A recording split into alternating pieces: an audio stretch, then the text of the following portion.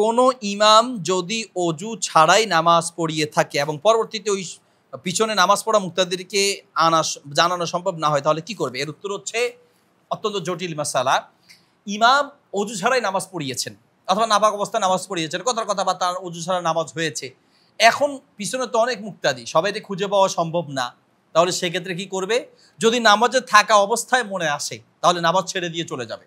আর যদি নামাজ শেষ করার পরে মনে আসে তাহলে সবাইকে বলে নামাজ আবার পড়বে। যদি নামাজ শেষ, জোহরের পড়ছে, আসরের সময় মনে হয়েছে সবাই যার যার জায়গায় চলে গেছে, কাউকে খুঁজে পাচ্ছে না, তাহলে ইমাম সাহেব নিজে নামাজ পড়ে নিবে।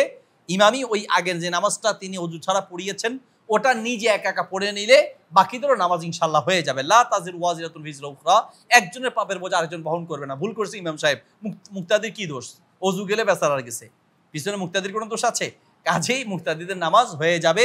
ইমাম সাহেব যদি আবার নাও পড়ে মুক্তাদিদের নামাজ হয়ে যাবে ইনশাল্লাহ। বাকি ইমাম সাহেব তার দায়বদ্ধতা থেকে বাঁচার জন্য ইমাম সাহেবকে নামাজটা আবার পড়ে নিতে হবে।